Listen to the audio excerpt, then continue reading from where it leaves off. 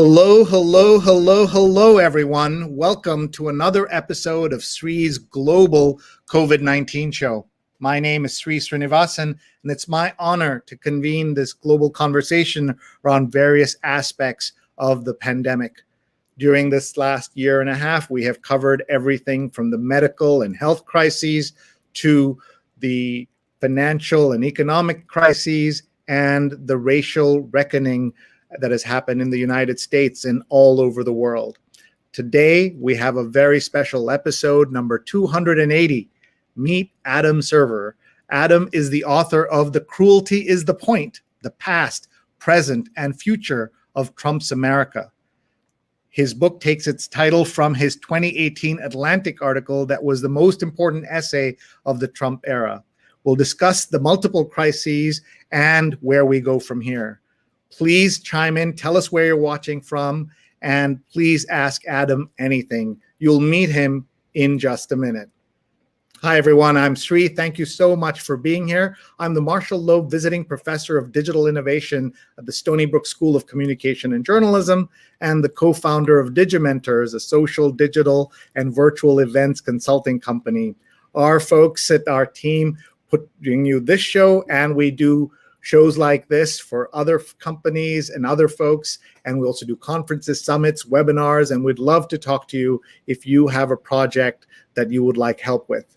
This show has been on the air for 280 days, and we've had more than 1.5 million viewers, 200 million social impressions, 525 guests, including 303 women, and even the chief scientist of the World Health Organization. We're in partnership with Scroll Global and Scroll.in, and our archives are at youtube.com/Sreenet. I couldn't do this show without our awesome producers, Rose Horowitz at Rose Horowitz 31 and Vandana Menon, Vandana_Menon. They'll both be live tweeting the show, so please share the show and let your friends watch this. They can join us live or later.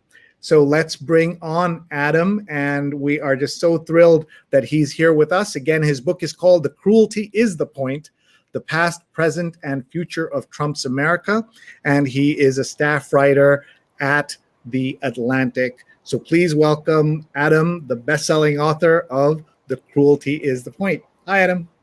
Hey, how are you doing? Thanks for joining us. Yeah, great to have you with us.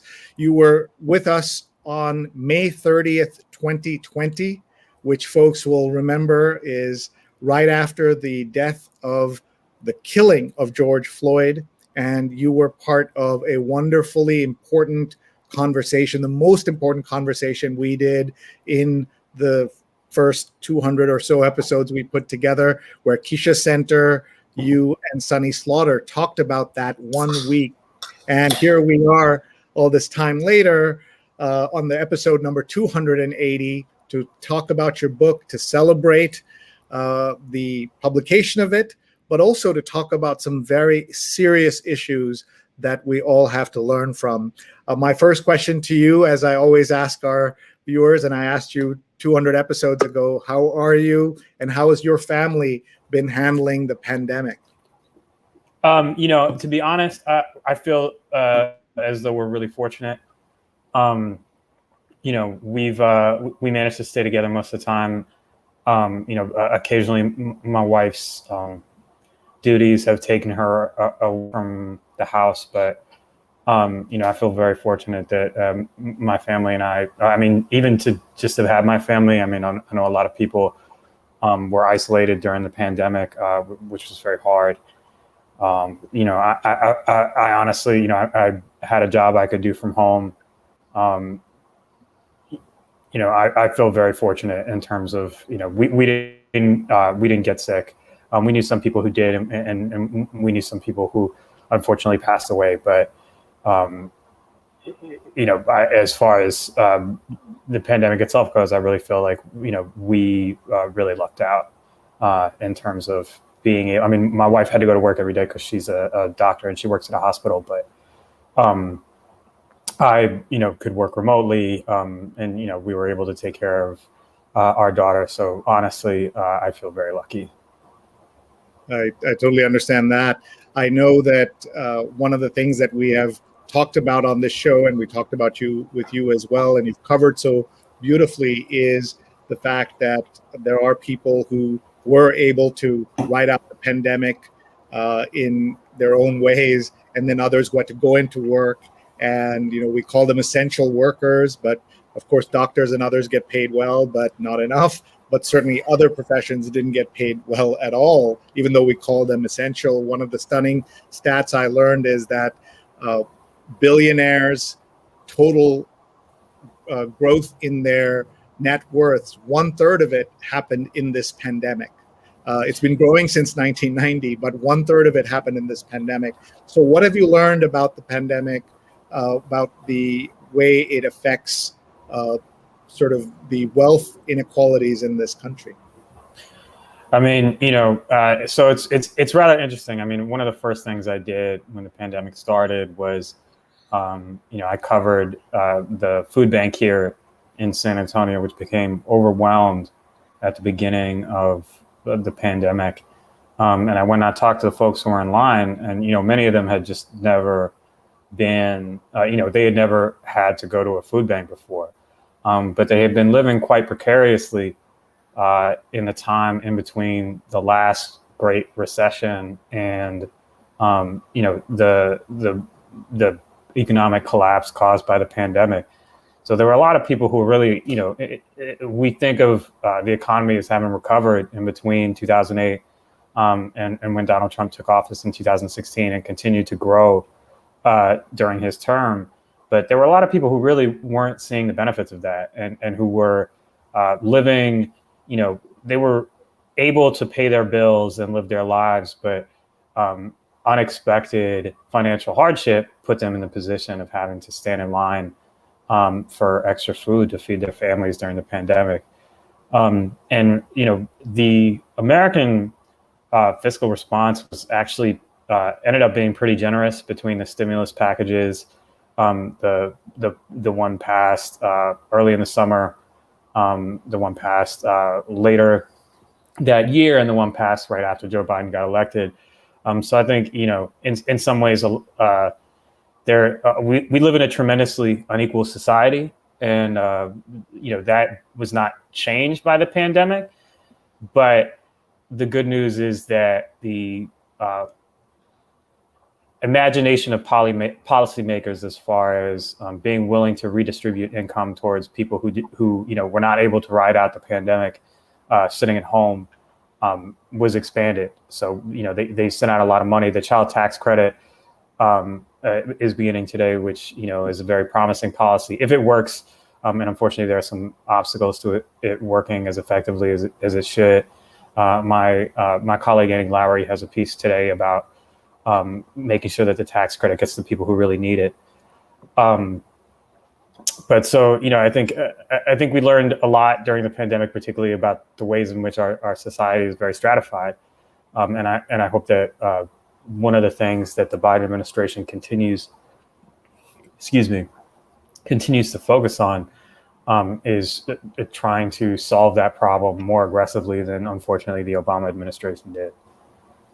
And so you are hopeful that more will happen, or do you see the divisions kind of being enforced even more tightly I think I don't want to predict too much. I think that the Biden administration has put forth an agenda of wanting to solve or do something about the profound gulf in inequality in the country. I'm not sure if they're going to follow through with that agenda.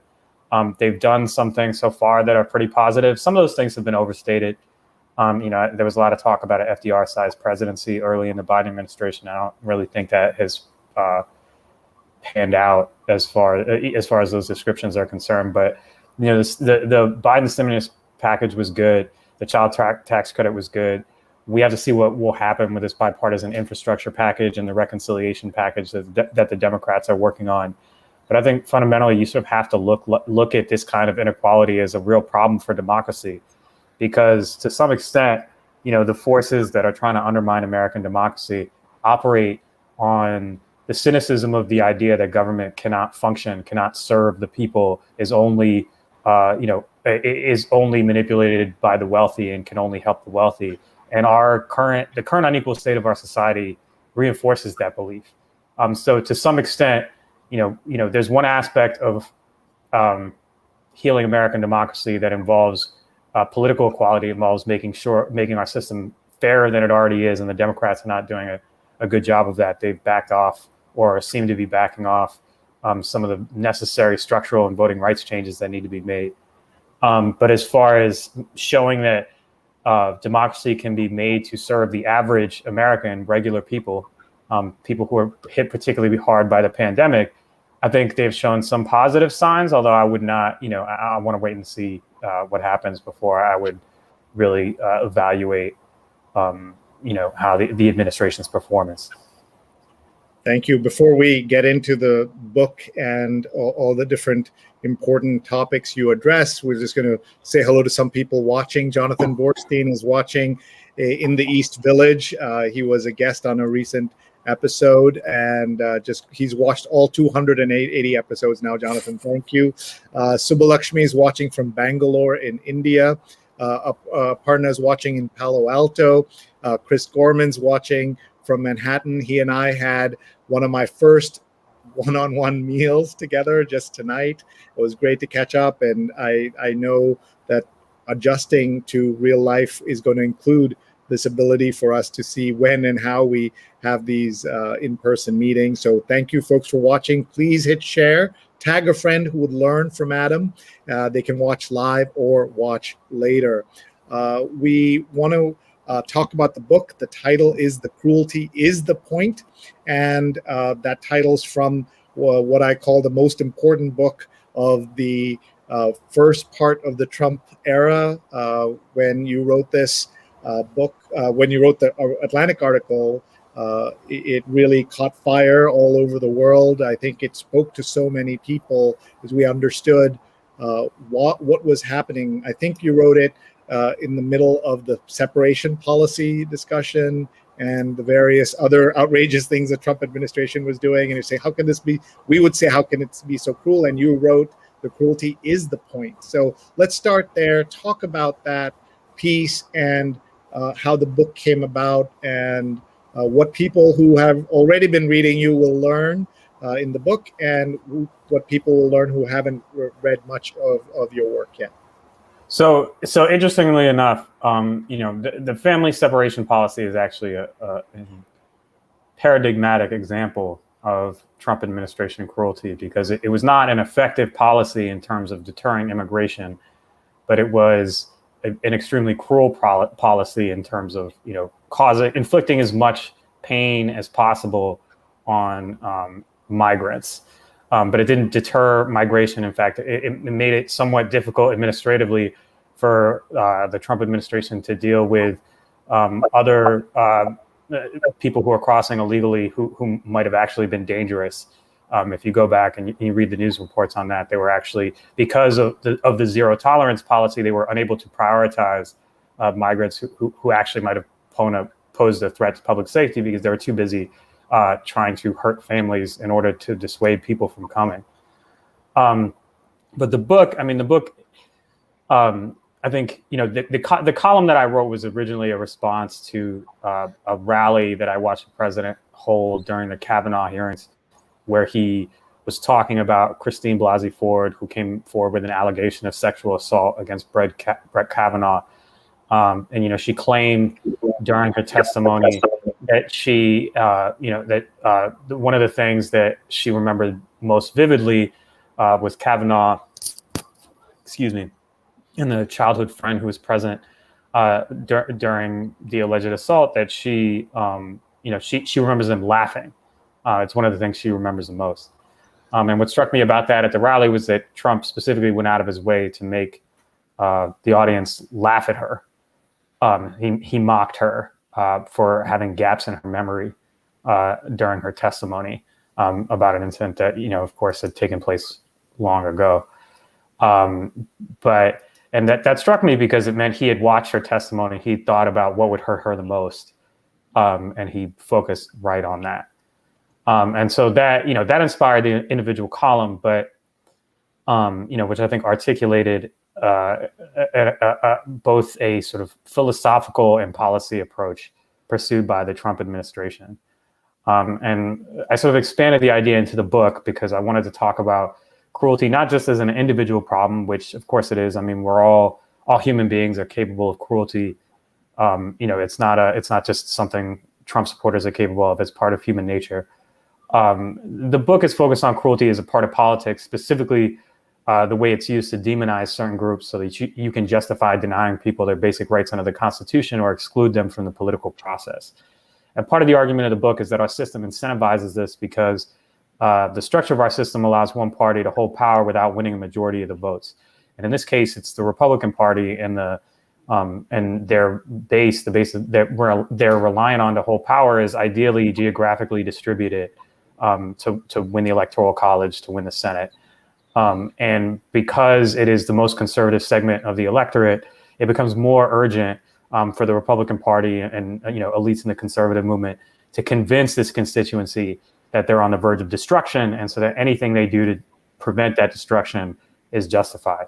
And so that's how you end up with attempts to disenfranchise rival constituencies, bans targeting people on the basis of religion, and even part of the argument in the book is that this is not a Trump phenomenon. Trump was a particularly effective. It was particularly effective at utilizing this kind of politics, and he showed the Republican Party what they could get away with. But he neither invented it, and nor will his absence mean that it ends. And you can see that already. When you look at laws in the states that are attempting to disenfranchise Democratic constituencies or make it harder for them to vote, or these laws attacking trans children, or like in Florida, they had these protest laws that were targeted at Black Lives Matter protesters that they're obviously not enforcing against Cuban American Floridians because that's part of DeSantis's base. Not that they should, but the law was bad in the first place and shouldn't be on the books. And we know that the next time that there's some sort of Black Lives Matter protest that runs afoul of the law, that law will absolutely be enforced. This is Trump highlighted the role of cruelty in American politics, but it's a false sense of comfort to think that it's all behind us. And it's a misinterpretation to think that it started with him. And either started with him, and it's obviously not ending with him. Thank you. Those are really important points. Folks, if you're just joining us, I am interviewing Adam Serwer, who is talking about his book, The Cruelty Is The Point. The blurb on the top of the book jacket says, "No writer better demonstrates how American dreams are so often sabotaged by American history. Adam Serwer is essential." And some other great blurbs that you can see in the book. I actually have been live tweeting of sorts as I've been traveling these last few weeks and reading the book. Adam, it's been so great to reread some of the columns, because what you've done is taken the most important columns and then written kind of an introduction to each column. And I think that's really worked. Did you make any changes in the columns themselves, or were you able to run them as is? We made some copy changes based on the style of the One World and Random House, and there were some small verbal things I think that we changed because they didn't quite work.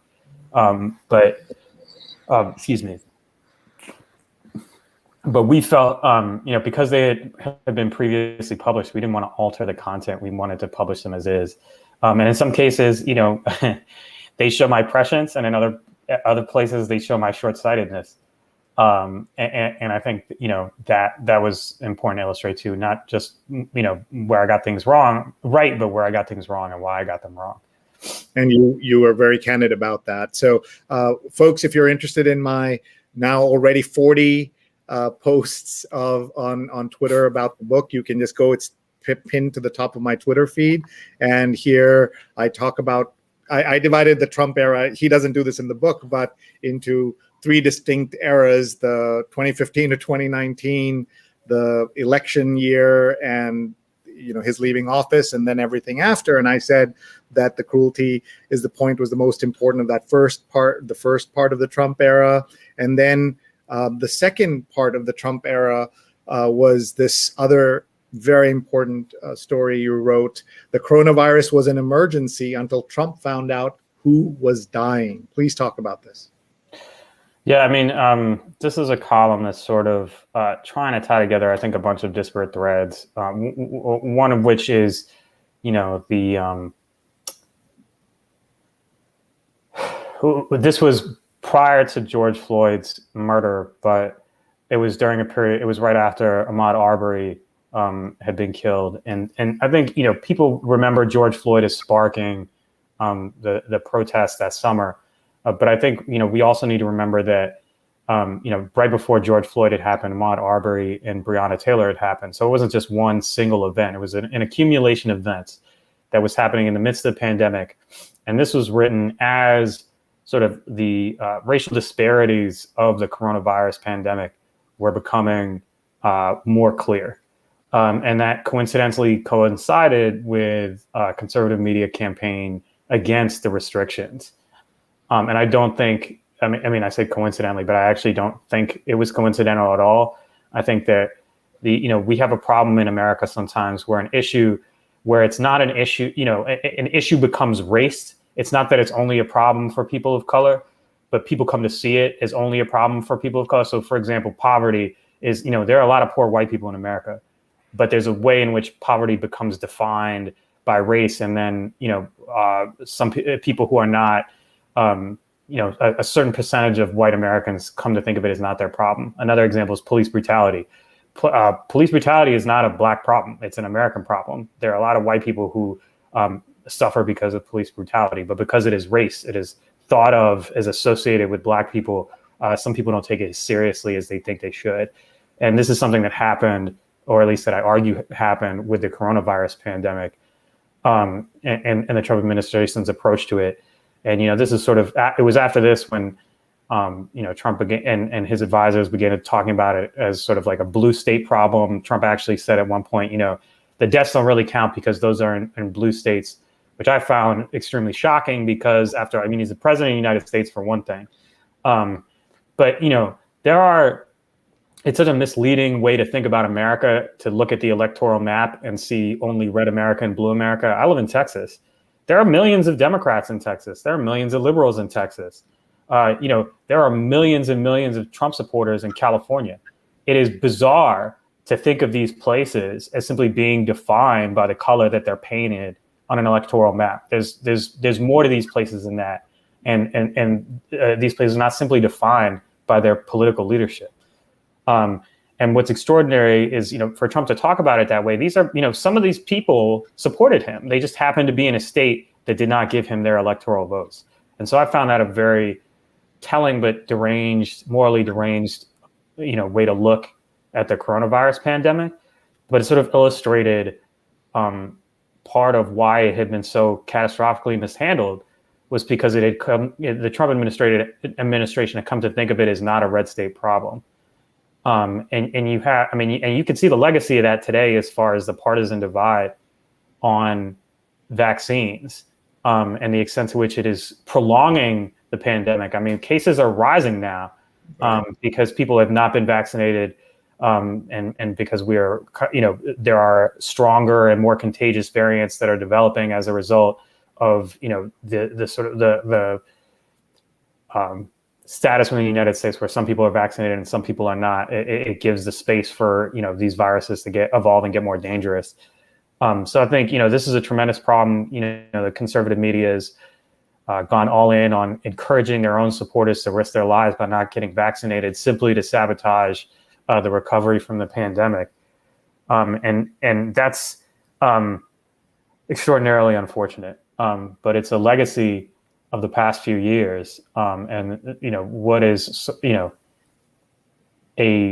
what I think is a poisonous political divide that has been exacerbated by this political exploitation of cruelty. And the way you describe the pain that America is going through is so important for people to understand. I'd like your take on the question of that hesitancy that we now see and skepticism. Some of it, of course, is in the African-American community because of the history of cruelty in the medical industry, the medical profession and what it has done to some African American people in the past. That's one of the factors. But we also see that one of the leading indicators that you're not going to get a vaccine is if you're a white Republican man. So talk about those two phenomena. Well, there's no question that there's a history of unethical medical discrimination in the United States. But I tend to think of the racial disparities in vaccination stemming,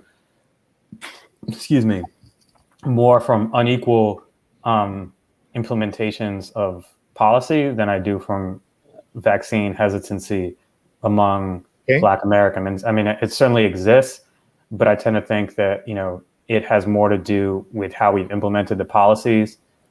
In some states where local officials tried to more equitably distribute the vaccine, they ran up against, conservative protest and resistance.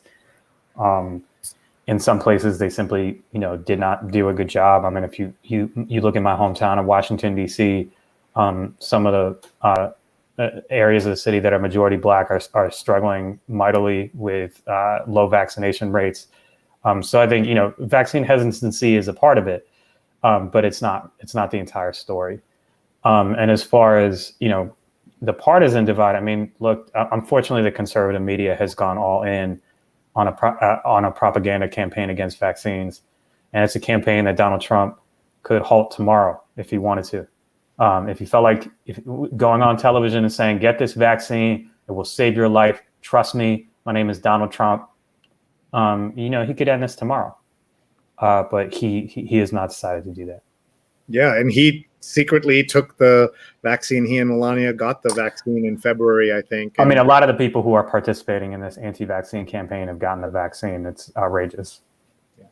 Let's look at some more comments. Here's Mr. B giving you some applause. Stefan's watching in Ramsey, New Jersey. Aparna says, I feel like I'm such a fangirl of your work. JB Free is sending greetings from Montgomery, Alabama. Neil Parekh, who's on our team, Digimentors, watching from Springfield. And he's telling us all that we have Philip Bump, who's another great Washington writer, this time for the Washington Post, is going to be the guest on the Washington Post read-along that we'll be doing on Sunday morning. And Aparna says, it is a rare thing to confess about long-form writers that you can be a fangirl of them, even as an Atlantic subscriber.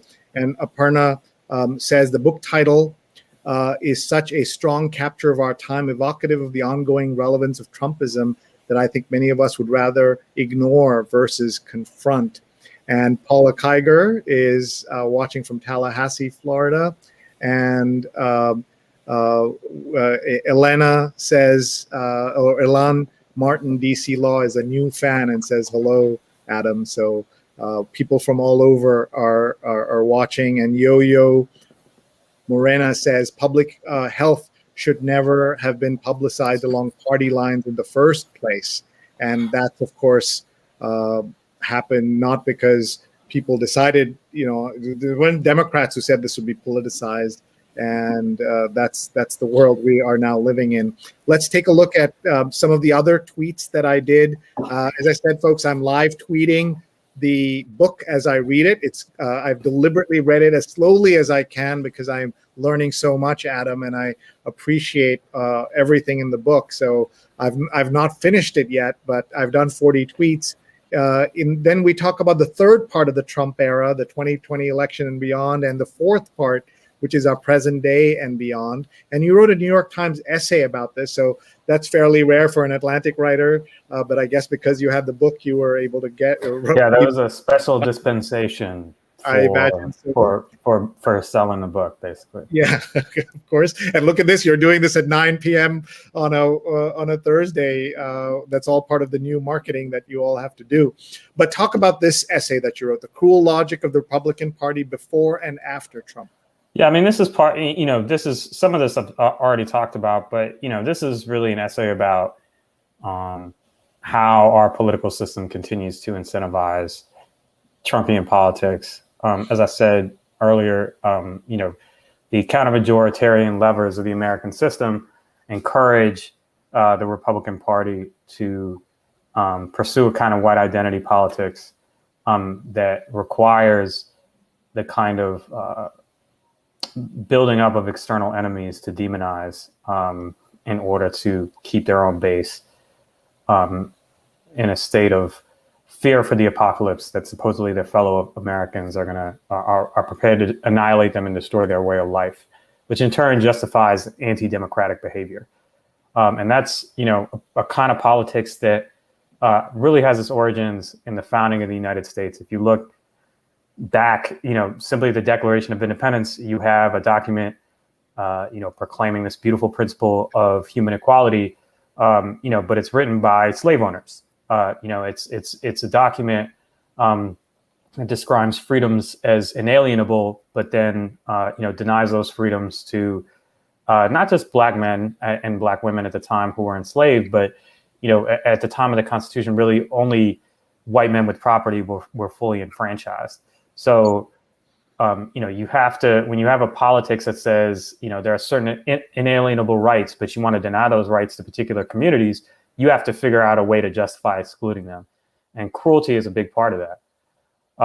And I think, that kind of politics is not exclusively Republican. It's not a partisan argument, even though, in the present day, the homogeneity of the Republican coalition is part of what incentivizes this politics of cruelty. Once upon a time, that party that represented that kind of politics was the Democratic Party, and it changed not because the Democratic Party had, the leaders of the Democratic Party had a crisis of conscience and decided to be better, but because they're, a coalition of Black voters, labor unions, urban liberals forced them to change. And that's really the only thing that can diminish this kind of politics, is when it is no longer an effective means of gaining and holding power. And that's why it did not end with Trump, because it is still, as we saw from the 2020 election, where Trump, did way better than, was expected from looking at the polls. And in some places improved his margins with voters of color, along the Rio Grande Valley here in Texas and in South Florida. And in some of the cities where he insisted that the votes be thrown out after the election, he improved his margins, and that didn't stop him from demanding that those votes be thrown out. But because the Republican Party did not pay as big a price as they expected, despite losing the White House and the Senate, they have continued to pursue Trump-style politics. And they will continue to pursue that kind of politics until they have to pay a significant price for it, because that's the only thing that actually changes how politicians behave. And do you think that all these voting restrictions and all the attempts at fighting the ability for people to vote will make a difference in the 2022 election? I think that, it will be very hard for Democrats to prevail in the 2022 election, simply because of the way political science has cataloged midterm elections. They're very rare.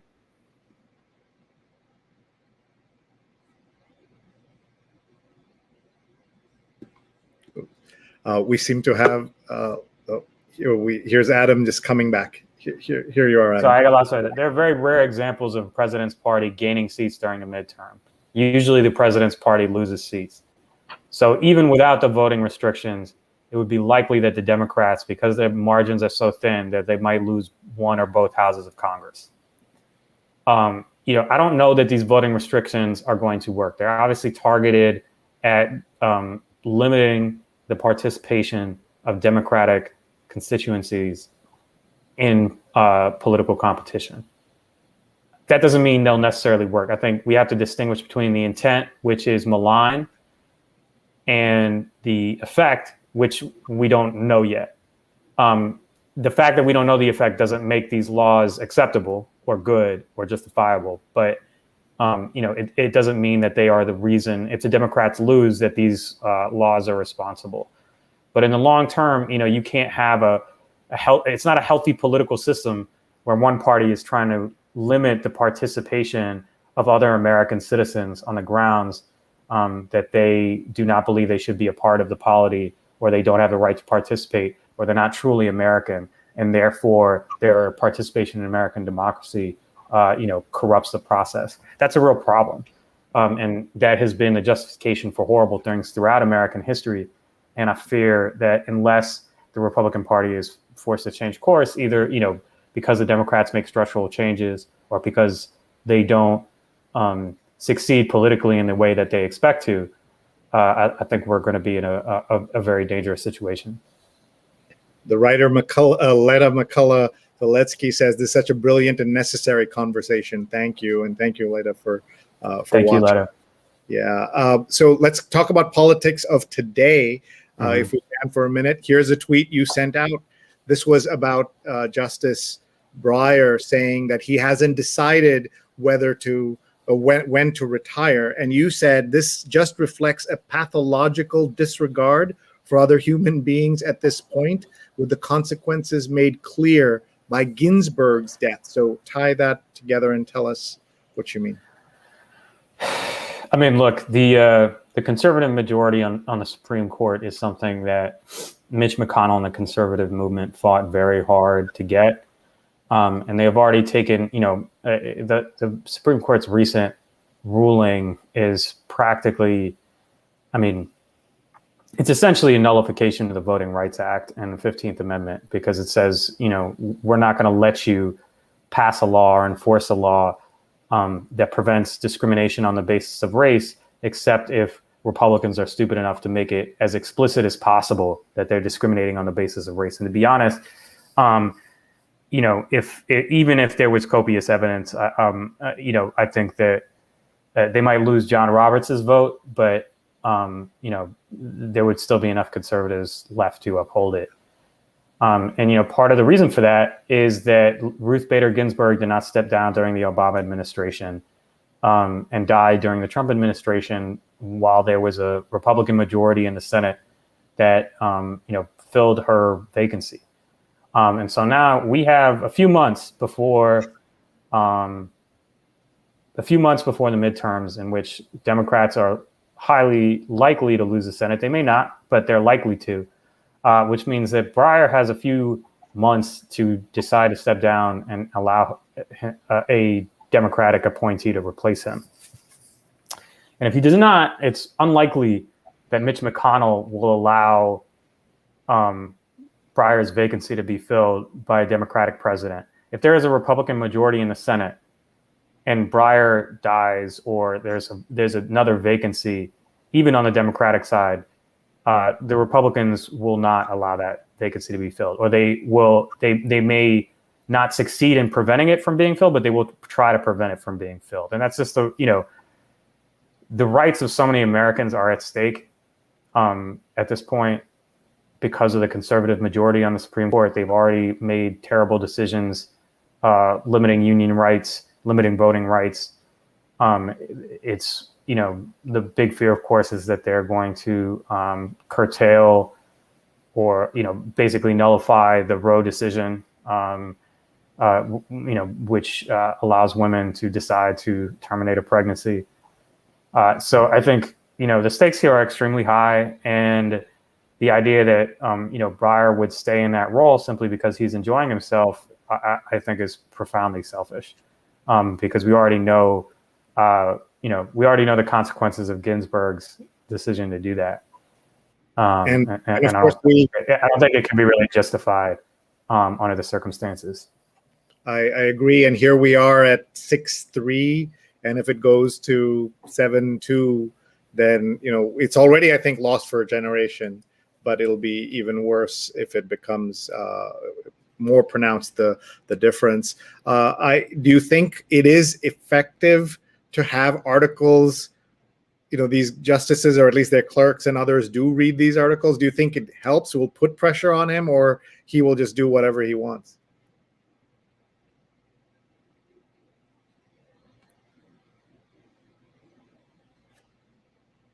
I'm not sure if Adam's connection, if we may have lost Adam there for a second, but we are, folks, if you just joined us, we are talking to Here Sorry, he did we is. get?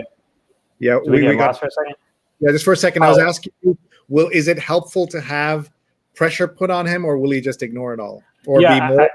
What I was saying is that I don't think that I think Supreme Court justices are unusually immune to public pressure because they have lifetime appointments. I don't think Breyer cares what anybody tweets or writes. I think these are people who have a lot of faith in their own wisdom, and do not. I don't think Breyer cares what I think about him. I don't think he cares what anybody says. I don't think he's unusual in that respect. I think Supreme Court justices, like as I said, because they have lifetime appointments, they don't. They're not really concerned about public pressure in that way. I think to some extent they are concerned about the image of the court. They care about the court and they want it. Some of them are genuine in wanting it to be seen as a non-political institution, but that's already gone. It's silly to think of it that way. That was gone 21 years ago in Bush v. Gore. And after the Ginsburg vacancy and the and blocking Garland's nomination, it should be beyond gone. I mean, look, everything Mitch McConnell did was constitutional. It was hardball, it was ruthless, but it wasn't against the rules. He didn't break any rules. He was just being ruthless. And if Democrats had been in that situation, they would have wanted their leadership to act the same way. I don't begrudge him that. I do begrudge the Democrats not acting to do what they can to fix the problem. And thank you. I think this is really helpful. One point I will say is that in a previous interview or in a previous report, he said that the justices are above politics, so it doesn't play into his. Yeah, but that's obviously not true. I mean, it's nice that he says it, and I understand it as an ideal, but it's not true as a matter of present or as a matter of the history of the court. If you go back to the court in the aftermath of Reconstruction, when the Reconstruction governments were overthrown, what you had was a Republican-appointed court, which understood that the country had moved away from advocating or supporting Black rights. And one by one, they basically wrote the Civil War amendments out of the Constitution because they didn't want to enforce them, because they didn't think they could be enforced, because popular will was so against political and social equality for Black Americans. The Supreme Court has only very rarely sided with the underdog. There are a few instances of the Supreme Court acting in that way. Brown v. Board, the court's decision on the Defense of Marriage Act and on marriage equality. But these are very few and far between. The court typically sides with the powerful, and it sides in the powerful in the name of liberty and freedom and equality, but only in the abstract.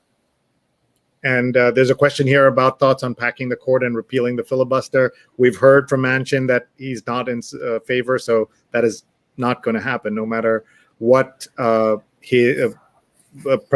Biden's committee or blue ribbon panel comes up with. Well, look, I mean, my view is that packing the court it's hardball, but it's not against the rules. The filibuster, altering the filibuster, it's hardball, but the Senate can write its own rules, so it's not against the rules. The Democrats don't want to do these things, so they've effectively given their opponents veto over protecting the rights of their vulnerable constituents, which I think is foolish. I think, one of the lessons of history is that parties change when their constituencies change. And the Republican Party ceased being a party of civil rights when the Democrats successfully disenfranchised Black men in the aftermath of Reconstruction. So, should the Republican efforts to marginalize Democratic constituencies succeed, and I'm not saying they will, but if they do succeed, that is going to change the character of the Democratic Party. It's going to become a different party. I don't want to predict exactly what it will look like, but it's going to be less. It's going to be a party that is less concerned with the rights of the vulnerable constituencies who depend on it to defend them. And I think that would be a very, I think that would be a huge tragedy. That's a scary thought. We have a few minutes left with Adam Serwer. We're talking to him about his book, The Cruelty Is The Point. Dan Gilmore, the journalist and professor, wrote, in my opinion, this was the most important essay of the coronavirus debacle, the one you wrote about the income disparities and who was getting sick and how that affected the Trump response. I'm just showing people some of the live tweets I did. In your book, you say, this book is a story of the America we turned out to be rather than the one many of us wished we were. Do you believe we can become that better America? The book is about some of the very dark sides of American history. But if you look at those dark sides, what you see is a lot of very inspiring people fighting for a better and more equal country. And doing so against very difficult odds. I tell people I'm not pessimistic or optimistic about where the country's going, but I do know that in every, these fights are the defining battles of American political life and have been since the founding. So, there's not really a choice about whether to engage them. To the extent that you want the world to get better, there's really no other choice. I hear you. I wanted to show people that I brought your book when I still had the book jacket. I've lost the book jacket since. I brought it to Greece and I brought it to the Parthenon.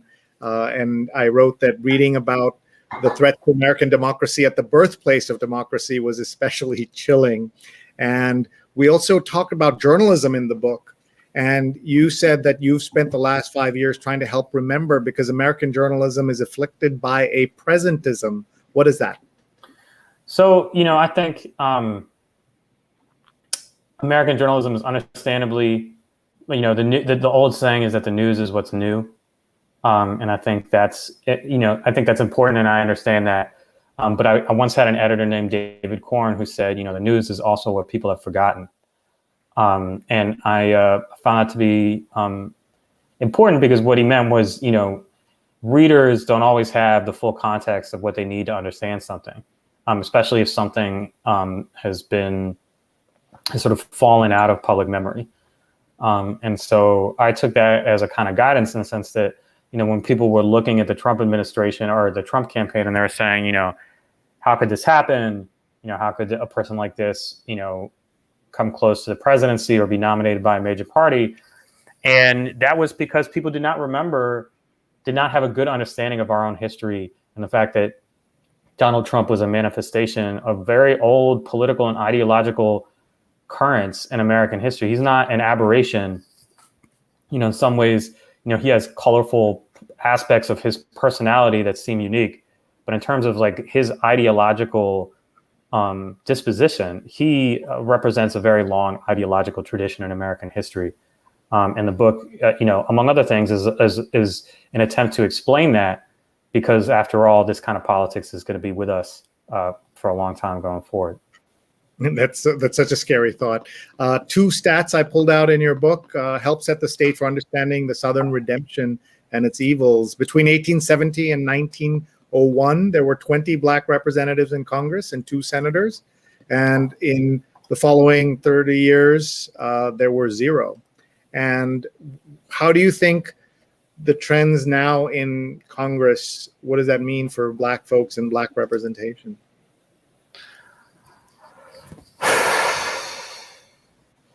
I mean, that's a heavy question. I mean, I think a lot depends on what we see happening, to what extent these voting restrictions work, to what extent there are more methods of either diluting or disenfranchising Black constituencies, to diminish their impact on the political process. I mean, the Trump administration famously tried to use the census to affect what was essentially a nationwide racial gerrymander. So, I think I'm not entirely sure, what the future holds. I don't like to make predictions, because life has a way of, humbling the most careful prognostication. But The Democratic Party relies, and President Joe Biden in particular owes his presidency to Black voters. So I would hope that the Democratic Party understands the importance of defending their fundamental political rights, especially given the lessons of history and what happens when those rights are not defended. We have just a couple of minutes left here with Adam, and I wanted to have him reflect on this year that has passed, a year and a couple of months since the killing of George Floyd, in the time since you were a guest on our show. That was episode number 80. Here we are at episode number 280. If you can just reflect on the ways in which America has changed for the better in terms of paying attention, as people have, to diversity and inclusion in so many fields, the way in which we have seen more awareness in fields that have nothing to do with African Americans, in other countries. Can you reflect on that for us, please? I think that, beginning with the Ferguson protests during the Obama administration, there was a kind of reevaluation of American history that took place, an effort to understand how a society that elected a Black man president could still be so defined by its racial inequities. I think that process has gone on. I think it was accelerated by Donald Trump and the recognition that these demons are not as far past as we maybe wanted to believe that they were. I think that, that awakening, these awakenings tend to be temporary in American history. They can provoke and inspire great improvements in American society, but they also tend to face a lot of backlash. And to what extent and how expansive and how permanent that backlash would be, I think we're not. I think it's possible to currently tell. I think in some ways people have really woken up to realities of racial discrimination. In some ways, I think people have made the misguided assumption that this is something, that these are individual problems that could be fixed by people being nicer or better, rather than structural problems that have to be dealt with through public policy. But I do think that people are aware of this in a way that they were not previously. How long that lasts and to what extent it is not erased by backlash, I can't really say. All right, folks, my guest has been Adam Serwer. I'm going to give him a moment to give us a couple of final thoughts and also tell us why people should buy his book if they've been reading him in The Atlantic. But before we do that, just a couple of announcements about things that are coming up. Our host, our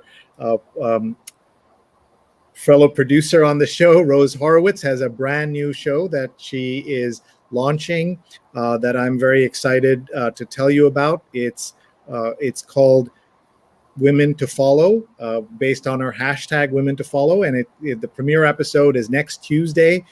She interviews Kirsten Alana, travel photographer and blogger, and please check out the Women to Follow hashtag on Twitter. Our friend and colleague Stefan Kaplan has his next episode of the Spin It Social Hour, where photographers share their journey and their work. Please watch as he interviews Charles Chesler. And then coming up this weekend, we want to tell you that we have a special episode of the Washington Post read along, not the New York Times read along. We'll be reading the Washington Post out loud on Sunday at 8:30 a.m. Eastern with Philip Bump, who's a national correspondent at the Washington Post and who's focused on the numbers behind politics, and he's terrific. And then this show will have his colleagues with us, Yasmin Abu Taleb and Damian Paletta, at their book, Nightmare Scenario, Inside the Trump Administration's Response to the Pandemic That Changed History. So please join us for all those shows, and let's get back to Adam as he gives us some final thoughts and we close out. Please follow Adam on Twitter at Adam Serwer, and please check out his book. Over to you, Adam. Well, thank you so much for having me. It's always a pleasure. The only thing I would say about the book is that it has some of my old Atlantic essays, but it has a lot of new ones as well. The basic idea is to try and pull together an understanding of the Trump era that will help us understand the America that he's left behind, and the one that we're entering into with open eyes. Great. I usually hold up the copy of the book with the cover on it, but as I said, I lost your cover in Greece somewhere. So would you mind holding up the book so we can get a screenshot of you with it? And there you go. Thank you very much, folks. Adam Serwer, please check out his book and check out his Twitter feed, which is always fascinating. And we wish you the very best, Adam, and the rest of the book. Thank you so much. And